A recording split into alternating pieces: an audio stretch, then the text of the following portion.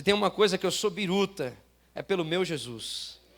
Eu tenho certeza que se você está aqui nessa noite é porque isso também passa um pouco sobre o seu coração. Mas eu sou alguém muito biruta pelo meu Jesus. Ele realmente é real, Ele é vivo. Ele é aquele que guia, aquele que dá clareza, aquele que dá sustância, aquele que provê todas as coisas. Mas mais do que as coisas que Ele pode fazer, quem Ele é aquilo que constrange totalmente o meu coração. Quanto mais eu conheço do meu Jesus, mais o meu coração fica pirado pela presença dEle, porque conhecer o Jesus é poder ser... Que isso, irmãos? Tem um negócio diferenciado aí, Pode segurar aí, não tem problema não precisa colocar, não. Obrigado, irmão. Valeu.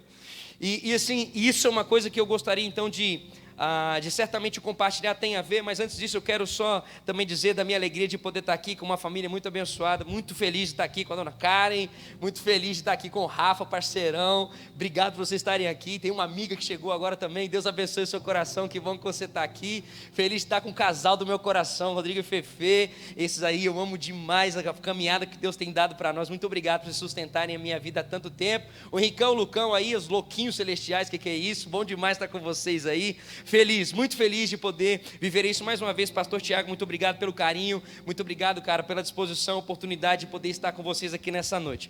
Bom, queridos, eu espero poder ser certamente breve, mas não sei se eu vou conseguir garantir tanto, mas pela velocidade da minha voz, você entende que não vai, quem sabe, demorar tanto, né? Mas eu sou assim, eu sou sossegado, eu sou light, então... Você engata a sua primeira junto comigo e a gente vai fluir no Pai. Eu quero conversar com vocês que o Senhor colocou no meu coração. Eu estava ali um pouco antes, orando e meditando acerca daquilo que o Senhor gostaria que eu pudesse compartilhar com os irmãos aqui nessa noite. E me veio algo ao coração que é muito interessante. Bom, se tem algo que eu tenho percebido nesses dias, que tem certamente angustiado o meu coração, mas muito mais o coração de Deus, a gente vai ver o respaldo disso na Bíblia, são aqueles que se dizem cristãos, ou aqueles que se dizem caminhar com Deus, mas é como se essa caminhada com Deus fosse apenas uma coisa da boca para fora, como se apenas fosse dito que você é um cristão, mas aí quando você vai ver, quando a pessoa está trabalhando, quando está se relacionando, está fazendo o que tiver que fazer, você não enxerga nada de Deus na pessoa. Em que sentido eu estou querendo dizer? Pessoas que, quem sabe eu posso arriscar aqui de dizer de cristãos ateístas práticos. Olha que paradoxo, cristãos ateístas práticos. Como que funciona isso? Como que se encaixa isso? É o seguinte, se você pergunta quem Deus é, essa pessoa fala assim, não, Deus é poderoso, Deus é soberano, Deus é grandioso, Deus enviou seu Filho Jesus para que todas as pessoas pudessem ser perdoadas, Deus enviou o Espírito Santo para que pudéssemos ser o selo então da obra consumada de Cristo em nós. A pessoa consegue explicar tudo direitinho,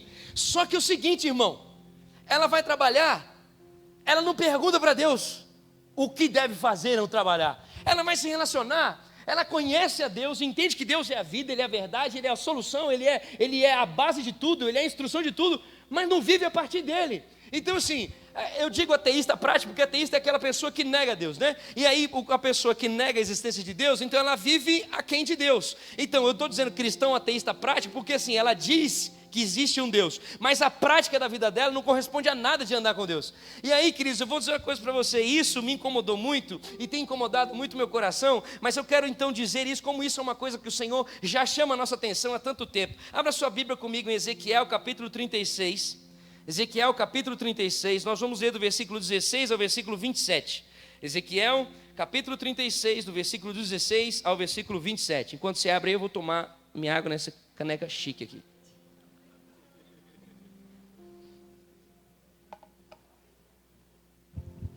Ezequiel 36, do versículo 16 ao 27. Reverentes à palavra do Senhor em nome de Jesus. Ezequiel 36, capítulo 36, do versículo 16 ao versículo 27. Vamos lá, diz a palavra do Senhor. De novo a palavra do Senhor veio a mim dizendo, quem está dizendo aqui é o profeta Ezequiel: Filho do homem, quando os israelitas moravam em sua própria terra, eles a contaminaram com sua conduta e com suas ações. Sua conduta era à minha vista como a impureza de uma mulher Por essa razão, derramei sobre eles a minha ira, porque eles derramaram sangue na terra e porque se contaminaram com seus ídolos. Eu os dispersei entre as nações e eles foram espalhados entre os povos. Eu os julguei de acordo com a conduta e ações deles.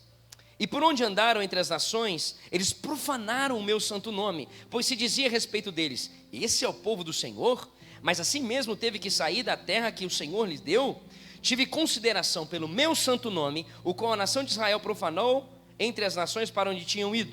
Por isso, diga, nação de Israel, assim diz o soberano, o Senhor: não é por sua causa, ó nação de Israel, que farei essas coisas, mas por causa do meu santo nome, que vocês profanaram entre as nações para onde foram. Mostrarei a santidade do meu santo nome, que foi profanado entre as nações, o nome que vocês profanaram no meio delas. Então as nações saberão que eu sou o Senhor, palavra do soberano, o Senhor, quando eu me mostrar santo por meio de vocês diante dos olhos delas. Pois eu os tirarei dentre as nações, os ajuntarei do meio de todas as terras, e os trarei de volta para a sua própria terra. Aspergirei água pura sobre vocês, e ficarão puros. Eu os purificarei de todas as suas impurezas e de todos os seus ídolos. Darei a vocês um coração novo, e porei um espírito novo em vocês. Tirarei de vocês o coração de pedra, e lhes darei coração de carne. Por último, porei o meu espírito em vocês, e os levarei a agirem segundo os meus decretos, e a obedecerem fielmente as minhas leis. Deus, muito obrigado pela tua palavra. Continua nos dando clareza, Senhor, e entendimento daquilo que o Senhor tem desejado falar conosco nessa noite. Em nome de Jesus, por meio do teu Espírito Santo. Amém e amém. Bom, queridos, o que nós vemos aqui diante desse texto? Nós vimos aqui que o profeta Ezequiel escreveu isso aqui. É possível entender, quando nós estudamos, que o profeta Ezequiel escreveu isso aqui quando Israel estava deportado na Babilônia. Então Israel já tinha ido para um lugar que não era pertencente mais a ele, já estava sucumbido pela Babilônia. Ele recebeu essas revelações na Babilônia. Ele recebeu as revelações e as razões do porquê que Deus tirou Israel da terra que ele tinha dado para eles. Aqui está a instrução. E é interessante que Ezequiel viu a glória de Deus abandonando o templo, como o profeta Jeremias já havia dito. Então, o povo estava sendo julgado por Deus. Por quê? Porque o povo estava andando segundo a sua própria vontade, não mais andando segundo a vontade de Deus. E isso então se chama idolatria, o viver segundo a sua própria vontade e não andar segundo a vontade de Deus. E era isso que estava acontecendo. E o que então aconteceu com esse povo de Israel? Já vou explicando um monte de coisa para vocês aqui. Mas o que aconteceu então com esse povo de Israel? Eles se contaminaram com os ídolos da cidade para onde eles foram. O que estava acontecendo com Israel? O povo, presta atenção, o povo que foi eleito por Deus, o povo de Israel foi eleito por Deus, foi separado por Deus, chamado para ser um povo santo, sem merecer. Escuta isso aqui, a palavra deixa tão clara para mim e para você. Israel não tinha nada de mais especial que os outros povos. Israel não era mais bonitinha, não era mais respeitosa, não era menos mentirosa, Israel não era nada de diferente dos outros povos. Pela soberania de Deus, pela grandeza de Deus, por ser Ele perfeito naquilo que Ele faz, Ele escolheu Israel, pela soberania dEle, para que Israel então fosse dEle, pertencente a Ele. E aí, querido, aqui a gente já pode entender um sentido de ser santo, que a gente muitas vezes entende só um pedacinho. Se eu perguntar aqui para aqueles que já são de igreja há muito tempo, o significado de ser santo, você vai conseguir responder tranquilamente. Ser santo é ser separado. Mas presta atenção, o que o texto está dizendo para mim e para você é que ser santo não é simplesmente ser separado de alguma coisa para viver de qualquer forma. Ser santo é você ser separado para viver a vontade daquele que o separou. Presta atenção, ser santo é você viver debaixo de um domínio daquele que estava sobre a sua vida. Isso significa ser santo, esse é o sentido do texto, é você ser apropriado. Então, ser santo significa, eu tenho a quem pertencer. Eu pertenço a alguém. Esse é o significado de ser santo. Agora presta atenção. Deus em Êxodo, Ele se apropriou de Israel. Ele santificou Israel. Ele escolheu Israel. E qual foi o propósito de Deus ter escolhido Israel? O propósito foi que através de Israel, Deus tivesse então uma comunhão para que Israel pudesse levar o entendimento de quem Deus é e o ajuste para todas as outras cidades de quem Deus é. Deus escolheu Israel para que Israel pudesse interceder, tanto pelo povo quanto da parte de Deus para todos os povos. Qual que é o sentido disso, Igão? O sentido que Israel foi chamado para ser alvo ou um canal de transformação para todas as outras cidades. Israel foi chamado para organizar a sociedade. Israel foi chamado para que todos os outros povos pudessem entender o que é viver o reino de Deus. Esse é o sentido. Então, os israelitas deveriam então dar o testemunho acerca de quem Deus é e aquilo que Deus faz, e poder trazer um ajuste para toda a sociedade. Só que é o seguinte, queridos, o que Israel fez? Israel quebrou o pacto de santidade com Deus. Israel tinha um pacto, mas resolveu não mais viver mediante esse pacto de andar com Deus. O que Israel fez então? Em vez de Israel chegar para Deus, o Criador de toda a terra, aquele que é o Criador da vida, aquele que faz todas as coisas e instrui porquê, como, onde e etc, sobre tudo, em vez de Israel continuar entendendo como viver e obedecendo a Deus, o que Israel fez? Israel falou assim: deixa comigo, agora eu me viro, deixa comigo que agora eu sei como fazer, deixa comigo porque agora eu sei, não, você é o dono de tudo, mas deixa aqui que eu estou manjando. E aí, queridos, o que aconteceu? Israel começou a viver fora tudo aquilo que Deus tinha para eles. Então, a falta desse compromisso de andar segundo a vontade de Deus fez o que, queridos? Fez existir um juízo de morte sobre o povo de Israel. Porque Deus havia dito: se vocês me desobedecerem, vocês vão ter um fruto disso. Se vocês não seguirem o meu caminho, se vocês não seguirem o caminho que eu mostrei a vocês, vocês então vão colher o resultado de não terem andado segundo a minha vontade. Ei, queridos, aí eu quero também dizer uma coisa para vocês aqui. Porque a gente tem tido um entendimento do amor de Deus totalmente diferente do que a Bíblia diz. As pessoas estão falando do amor de Deus totalmente distante do que o próprio Deus se revela. Deus é amor? Sim, Deus é amor. Mas um amor perfeito é um amor que exerce juízo. Eu vou conversar com você agora, fazer a gente tentar pensar aqui. Normalmente falando aqui, racionalmente falando. Presta atenção. Um pai que ama um filho, corrige o seu filho. Pai que ama o filho, não deixa o filho fazer o que quer, como quer, a hora que quer, etc. Você acha que pai que ama o filho faz assim? Você deu uma instrução para o seu filho, e aí o seu filho desobedeceu a sua instrução. E essa instrução era o seguinte: filho, não põe o dedo na tomada. Essa deu a instrução. Aí seu filho foi e pôs o dedo na tomada. Tomou bem feito, né? Mas assim, beleza. E eu falei para você, o que acontece com isso? Aí você fala 2 vezes, fala 3 vezes. Será que o pai e a mãe que ama vão fazer assim: ô meu príncipe, papai falou 4 vezes e você me desobedeceu. Ô minha princesa, papai já falou 7 vezes. Mamãe já falou 8 vezes. E você... Irmãos, na boa, um pai que ama, corrige. Por quê? Porque entende, não tem nada a ver com o sentido de autoritarismo e etc, etc.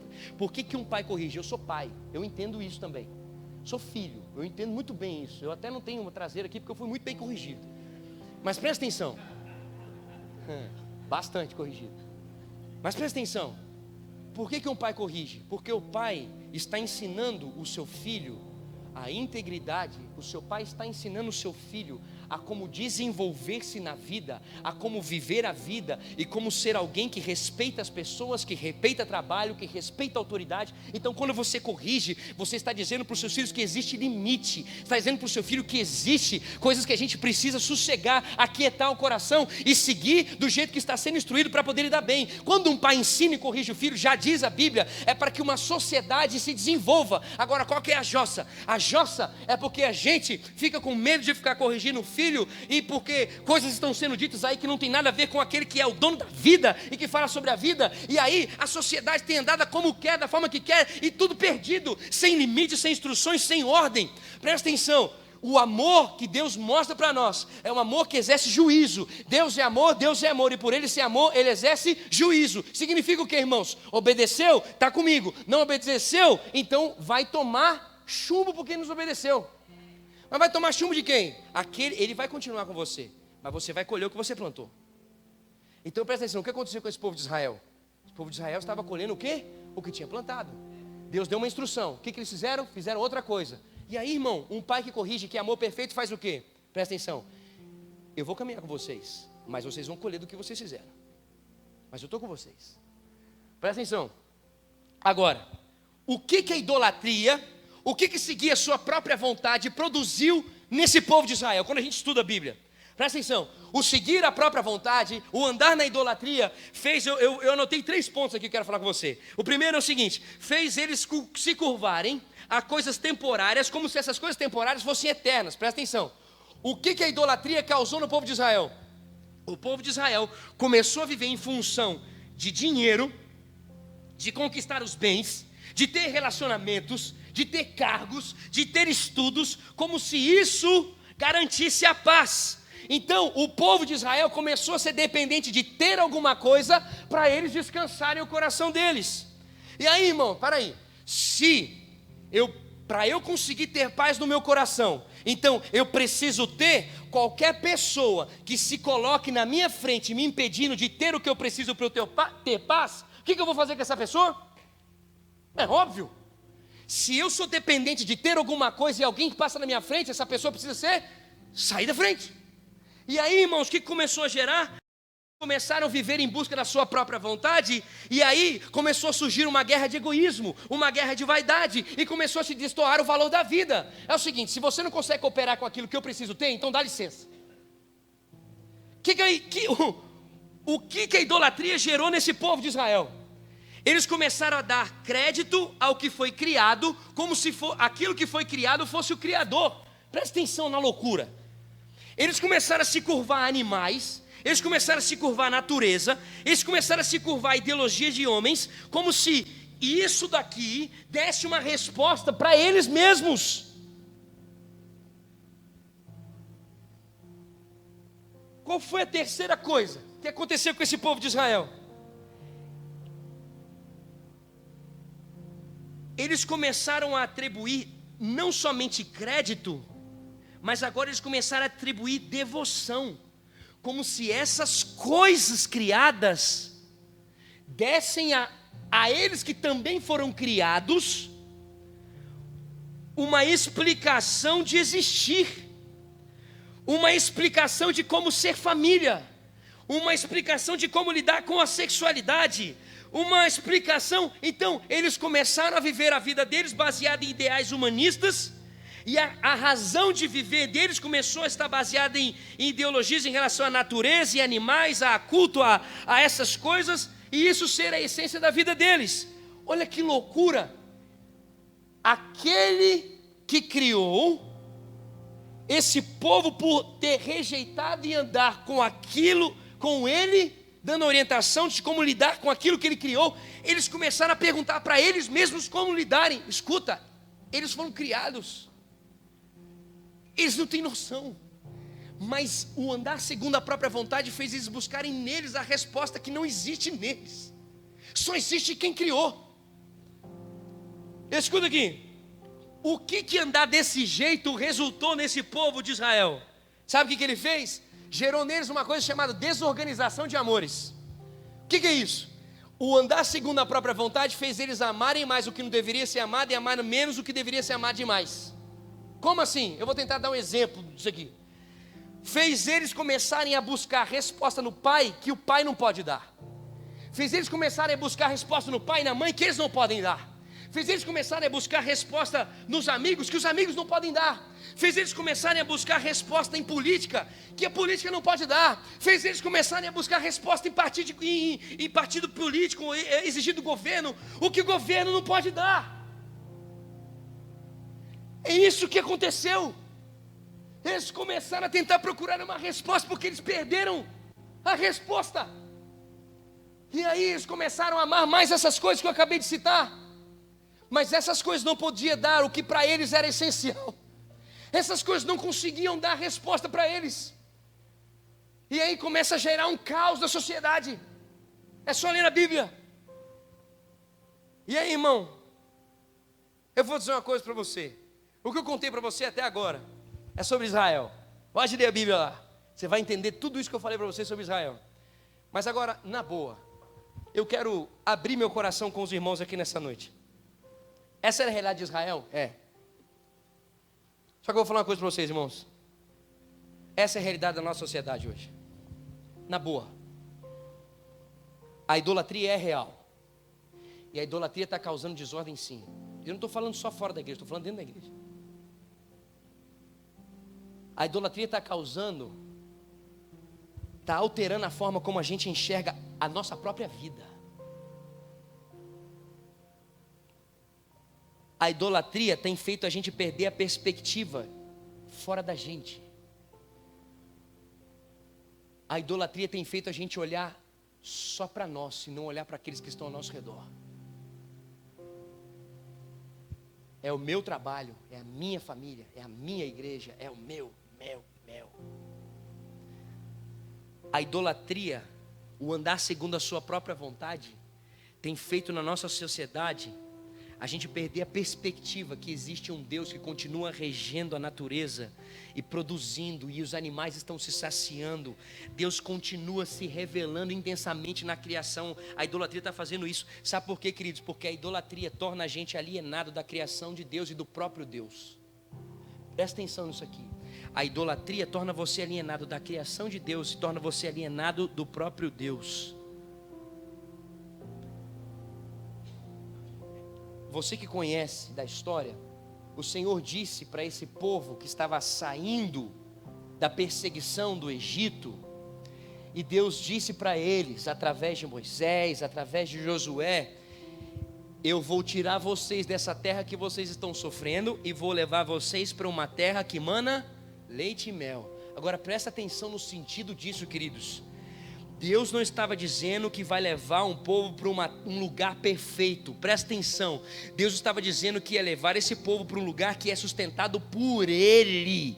Esse é o sentido. Eu estou tirando vocês de um lugar, estou levando vocês para um lugar que é sustentado por mim. Sabe por quê, queridos? Isso significa, não é o lugar que supre, é Ele quem supre. O entendimento que devemos ter aqui é que não é objetos, não são lugares que suprem, é a presença de Deus que supre. Onde eu estou querendo chegar? Eu estou querendo dizer para você é que não é a mudança de emprego, não é a mudança de casamento, mudança de relacionamento, de cidade, de país, de sexo, que vai resolver o seu problema, que vai resolver a sua angústia, que vai responder da melhor forma os seus questionamentos. Não é onde você está, é com quem você está, onde você está. É a quem você está obedecendo, a quem você está seguindo ordens, de onde vêm as instruções para você fazer o que você está fazendo. O problema dos israelitas era com quem eles estavam. Eles estavam aliançados com eles mesmos, eles estavam aliançados com outros padrões. E aqui, queridos, um problema que está jogado na nossa cara. O problema é a gente optar a seguir uma vida na ilusão de que a gente sabe aquilo que é melhor para nós. O problema é a gente achar que quando a gente está no controle é que está tudo bem. Escuta aqui, queridos, jamais, isso aqui está de capa a capa na Bíblia, dita para nós. Jamais nós vamos saber lidar com o que for, seja emocional, seja psicologicamente, materialmente, intelectualmente, sem que Deus seja quem verdadeiramente controle a vida, sem que Deus seja a única opção. Escuta aqui, queridos, presta atenção. Quem serve a mesa para que a gente consiga comer é Deus. Quem deu o dom para você trabalhar? Quem deu o dom para você estudar? Quem deu o dom para você se relacionar? Quem deu o que você consegue alcançar ou se desenvolver? Quem deu isso para você? Foi Deus. Você não tem poder de dar isso para você. Você não tem poder de colocar na sua cabeça. Eu tinha um sonho quando era criança, botar assim, injeção de matemática, injeção de ciências, injeção de estudos sociais. Eu tinha uma vontade. Eu não consigo botar habilidade em mim de resolver o problema da minha vida. Mas eu tenho um Deus que pode fazer isso, que me dá instrução para viver como eu tenho que viver. Eu não sou criador, eu sou criatura. Criatura não consegue desenvolver criatura. Só o Criador consegue desenvolver. Você pode até perguntar para outra criatura: e como é que faz isso? Como é que faz isso? Mas aí o fim vai ser aonde? Vai apontar para o Criador. Você vai perguntar, os caras vão estudar Steve Jobs, vão estudar Apple. O cara estuda. Irmão, batata, vai chegar aonde? Steve Jobs. Vai chegar nele. Porque vai ter uma hora que vai falar assim: cara, saiu da cabeça dele, velho. A vida, Deus deu.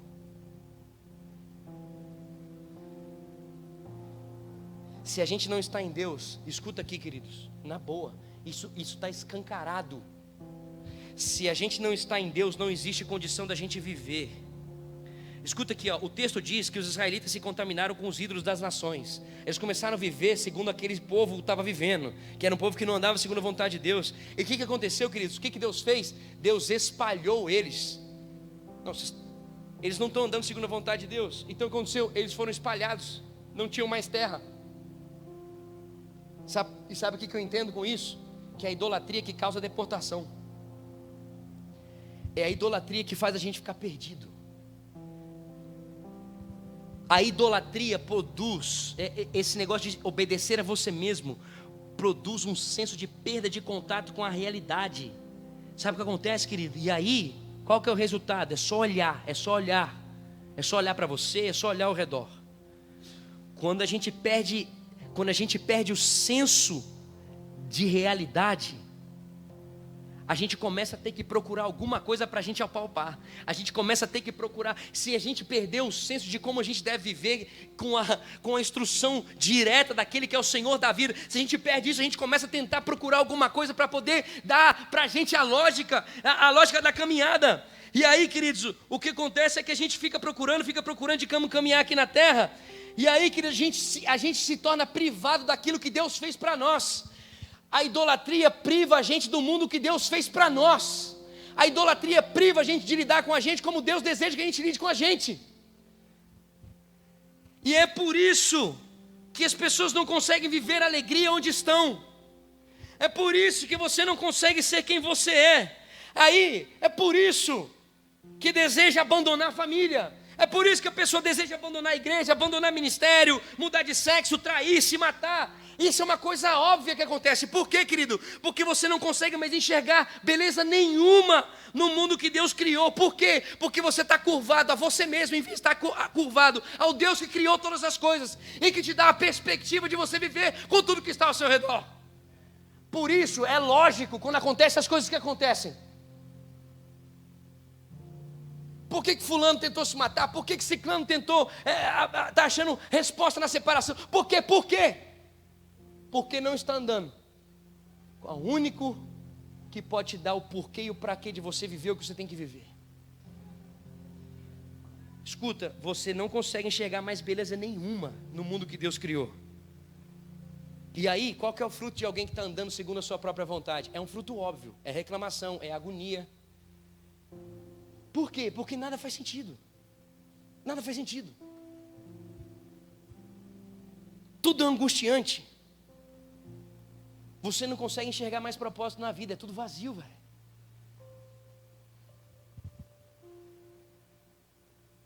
Mas é o seguinte: se não pudesse piorar, dá uma piorada esse povo desgramado de Israel. Presta atenção. O texto diz, lê comigo o versículo 20, lê comigo, presta atenção. E por onde andaram entre as nações, eles profanaram o meu santo nome, pois se dizia a respeito deles: esse é o povo do Senhor. Mesmo assim tiveram que sair da terra que o Senhor deu. Irmão, presta atenção. Não basta só eles estarem todos lascados, eles tinham que queimar o filme de Deus. Ah, então é isso? Andar com Deus é isso? É ficar sem terra. Engraçado, né? Estou comprando meu terceiro apartamento. E eu nem sei quem é esse Deus aí. Agora você, peraí, como é que é? Anda com Deus e está assim? Irmãos, vou dizer uma coisa para você. Eu estou dando um exemplo aqui, mas o negócio é infinitamente mais profundo do que eu estou falando. Presta atenção. Nessa época era o seguinte: a identidade sua era de onde você vinha. Por exemplo, meu nome, Igor Juncker. Eu venho da descendência da família Juncker. Eu sou um representante da família Juncker. Por eu ser Igor Juncker, da família Juncker, então você tem a total certeza absoluta: Juncker tem uns meio doido lá dentro. Isso é real. Está me vendo aqui? É a linhagem. Tem os birutas, mas são biruta por Deus, mas são biruta. Presta atenção. Nessa época, o meu sobrenome que dava a identidade minha era de onde eu vinha. Então, por exemplo, nessa época, meu nome não seria Igor Jun, que seria Igor Jerusalém. Só que eles agora estavam sem terra. Então, o que eles não tinham agora? Identidade.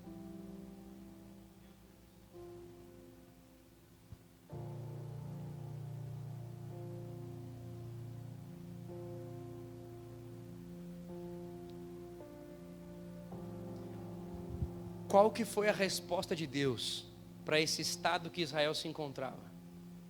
Aqui começa a chorar largado. Esse povo que Deus separou, deu uma terra, virou as costas para ele, começou a andar segundo os padrões da terra, não mais segundo os padrões dele, queimou o filme dele, fez as pessoas começarem a entender tudo errado. Presta atenção. Olha qual foi a resposta. Aqui agora vai entrar a graça no Antigo Testamento. Para quem não acha que isso não existe, já trago para você aqui. Posso trazer o tempo inteiro. O trabalho, lá em Gênesis. Bom, deixa para lá. O pastor Tiago vai continuar falando disso aí para vocês. Mas presta atenção. Olha a resposta que Deus dá a essa condição de Israel. Lê comigo o versículo 21, 22, 23. 21, 22 e 23. Presta atenção a resposta que Deus dá. Tive consideração pelo meu santo nome, o qual a nação de Israel profanou entre as nações para onde tinha ido. Por isso, diga a nação de Israel: assim diz o soberano, o Senhor: não é por sua causa, ó nação de Israel, que farei essas coisas, mas por causa do meu santo nome, que vocês profanaram entre as nações para onde foram. Mostrarei a santidade do meu santo nome, que foi profanado entre as nações, o nome que vocês profanaram no meio delas. Então as nações saberão que eu sou o Senhor, palavra do soberano, o Senhor, quando eu me mostrar santo por meio de vocês, diante dos olhos dela. Eu não sei o que você pensa, mas de repente você pode pensar aí diante de uma resposta da condição que Israel estava, e Deus diz assim: por causa do meu santo nome, eu vou mudar tudo que está acontecendo aí. Eu acho que você, não sei, algumas pessoas podem olhar e falar assim: rapaz, esse Deus está meio vaidoso, né? Por causa do meu, esse Deus está meio orgulhoso. Irmãos, eu quero dizer uma coisa para vocês: essa resposta não tem nada a ver com orgulho, não tem nada a ver com vaidade. Essa resposta é dizer quem permanece tendo o controle de tudo, e quem é o único que tem poder de trazer de volta o prumo, e quem continua tendo as rédeas do mundo. Essa é uma resposta de quem é o único que consegue restabelecer a forma que tem que ser restabelecida uma humanidade, uma sociedade. Quem é o único? Ele é o único que continua tendo poder sobre todas as coisas. Por que eu estou dizendo isso para você, querido? Por que eu estou falando isso com você? Porque Deus fez esse ajuste em Israel, não é porque Israel era ouro puro de sei lá o quê, porque Israel era o ponto fraco de Deus, porque Israel tinha um valor a mais, porque o texto diz para mim e para você que Israel era idólatra, Israel era mentiroso, e ele ajustou. Por quê? Porque ele prometeu estar vinculado com aqueles que são dele, e ele não é homem para mentir, e cumpre parte da aliança que ele fez. Deus restaurou o seu povo porque Ele disse: aqueles que estão comigo, eu estarei com eles até o fim da vida, eternamente, de eternidade a eternidade.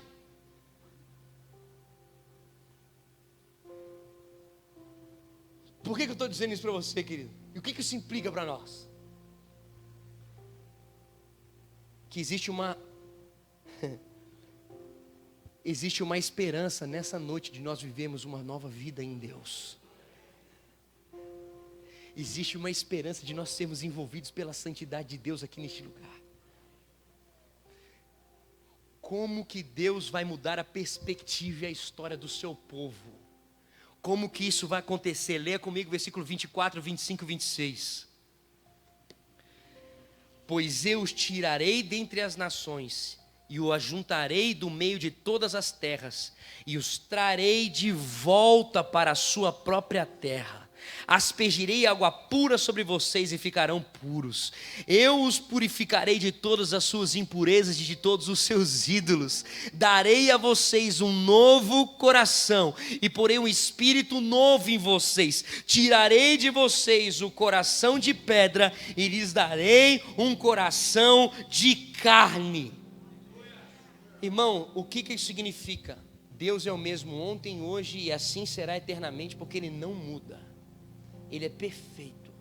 Significa o quê? Diante da condição daquele povo apresentada diante de Deus, Deus com poder mudou o coração daquele povo. Deus continua sendo o mesmo hoje para mudar a minha e a sua condição aqui nessa noite, neste lugar. Deus continua tendo a habilidade de nessa noite, nesse lugar, arrancar a gente dos nossos ídolos, tirar o nosso coração e transformar o nosso coração que está como pedra em um coração de carne, e fazer com que a gente ande nos seus mandamentos e cumpra a vontade perfeita dele sobre a terra. O que isso implica? Se a sua história hoje é de alguém que desobedeceu a Deus, se a sua história hoje é de alguém que andou distante da vontade de Deus, se a sua história é de alguém que andou com uma forma e vive de uma forma, achando que você consegue trazer para você a resposta, e você continua ferindo a você mesmo, e você continua no vazio sobre quem você é, o que fazer, para onde fazer, e você continua sem perspectiva da vida. O que eu quero dizer para você hoje é que Deus continua, por amor ao nome dEle, ao pacto que Ele fez com o povo e com toda a terra, que com o anseio de purificar o seu coração e transformar você e guiar você para que você cumpra a vontade perfeita dEle. O que esse texto também está dizendo para mim e para você? Que a disposição, a energia e a vontade de guardar os mandamentos é fruto de Deus e não nosso. A possibilidade de andarmos em obediência acerca da vontade de Deus não vem da gente, mas vem do Deus que habilita-nos para viver isso. Sabe o que a palavra diz para mim e para você? Diz assim, ó: aquele que me ama guarda os meus mandamentos. Presta atenção, o texto não está dizendo assim, aquele que faz certinho é aquele que vive do jeito que tem que viver. O texto está dizendo assim, ó, presta atenção em toda a estrutura da frase. Aquele que me ama, significa o quê? Aquele que tem uma comunhão comigo, aquele que já tem comunhão comigo, aquele que já anda comigo, aquele que desenvolve a vida relacional comigo, esse consegue guardar os mandamentos.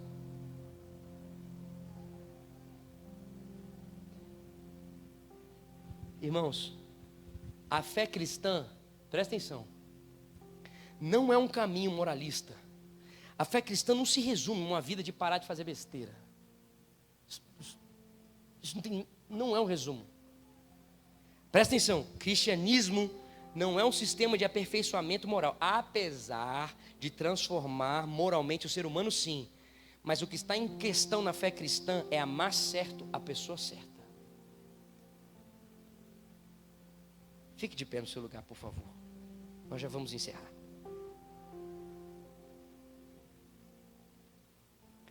Eu não sei como está o seu coração, mas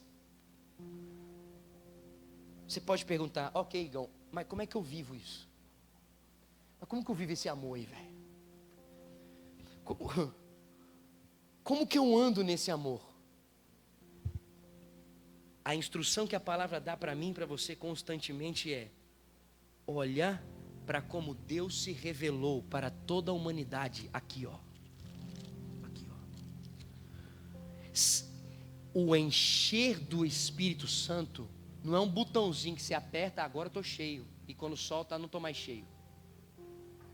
O encher do Espírito Santo é você se colocar diante da presença, da revelação de quem Ele é, e ser afetado por isso que Ele disse, e Ele, como vive e reina, continuar a falar ao seu coração como se vive segundo a vontade perfeita e como anda uma humanidade e como ela deve andar.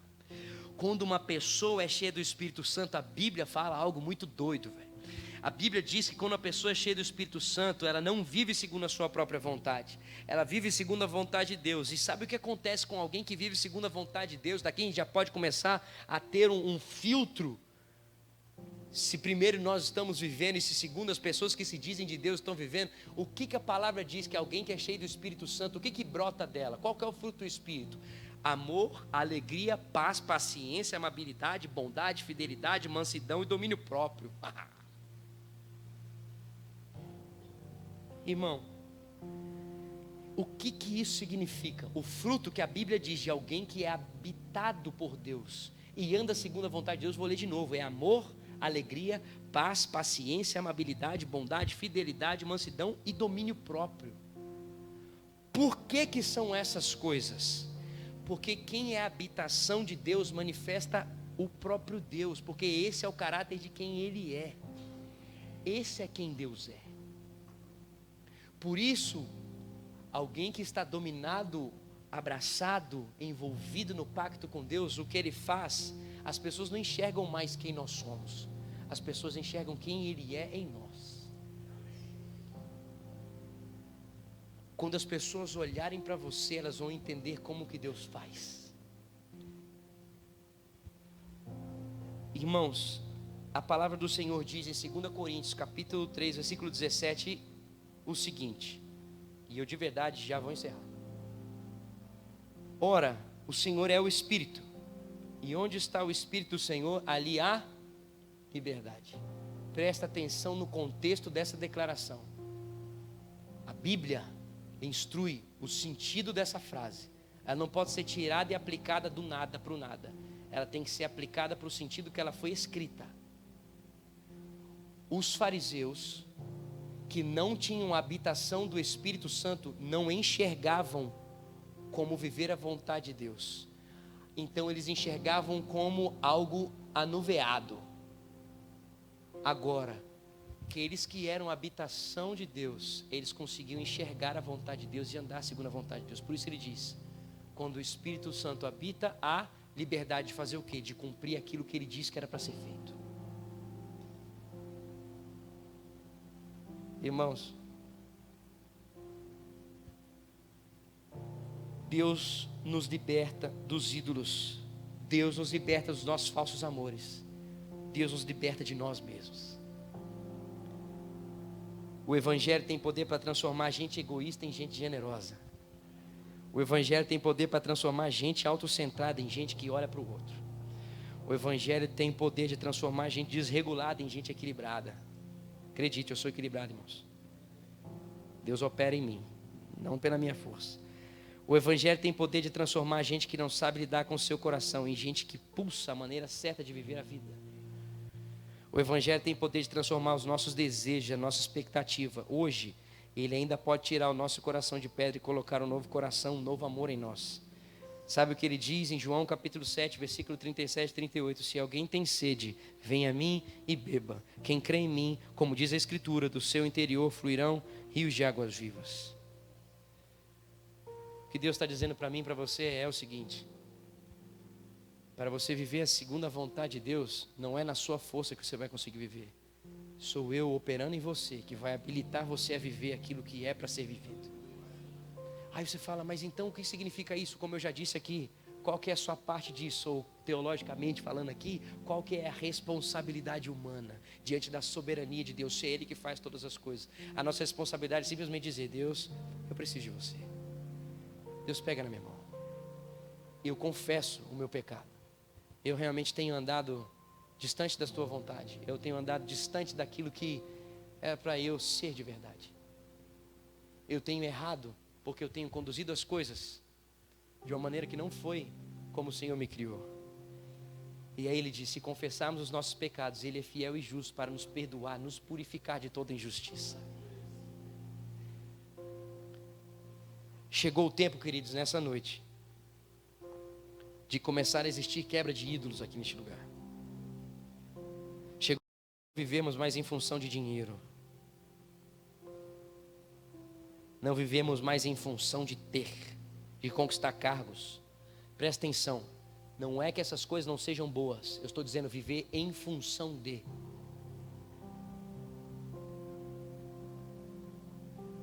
Chegou o tempo de não ser mais prioridade para você se saciar. Chegou o tempo de não ficar mais se rendendo a ideologias. Chegou o tempo da sua identidade ser construída por Cristo, na palavra de Deus, na revelação diária de quem Ele é. Dele transformar o seu coração de pedra em coração de carne. Será que você ouviu claramente o Senhor falando contigo nessa noite? Será que você entendeu o posicionamento? Ei, igreja, será que você, igreja, está entendendo o posicionamento? Deus está dizendo: dá de volta para mim o domínio. Dá de volta para mim o domínio. Entrega para mim de volta todos os pontos, porque eu sou o único que sei, porque eu criei. Se você deseja se posicionar e responder e corresponder ao Deus que te chama nessa noite, neste lugar, feche seus olhos e põe a mão no seu coração. Se você deseja dizer: Senhor, eu quero começar isso, eu quero entregar meu coração nisso. Eu te ouvi nessa noite e eu desejo isso.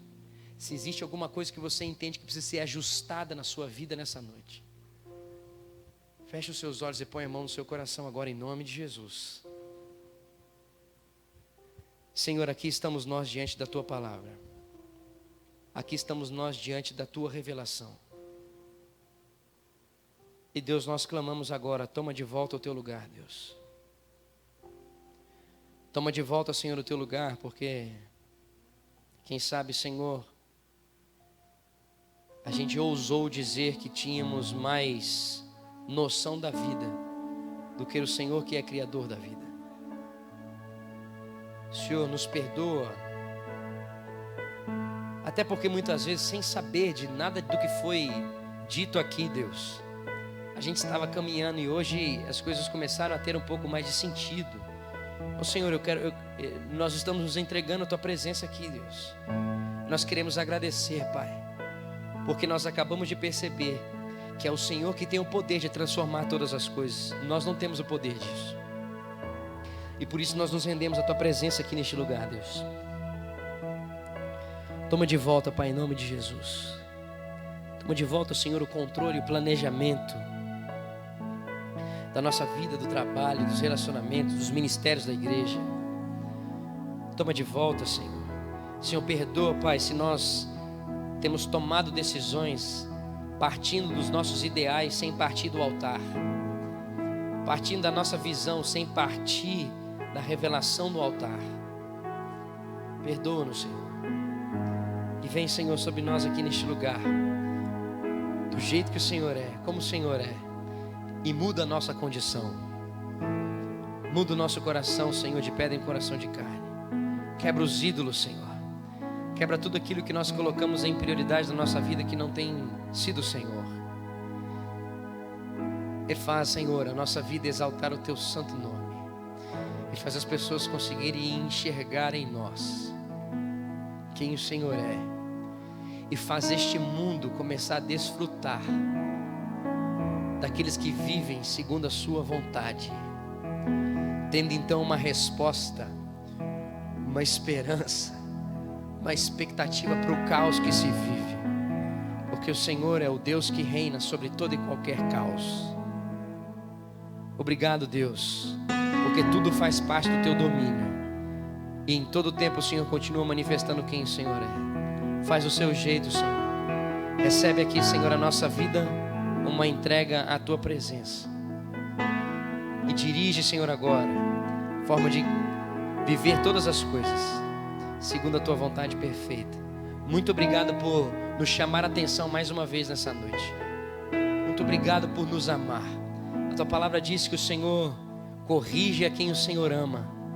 Se o Senhor nos corrigiu aqui nessa noite, mais uma vez o Senhor demonstrou o Teu amor por nós, não nos deixando viver de qualquer forma.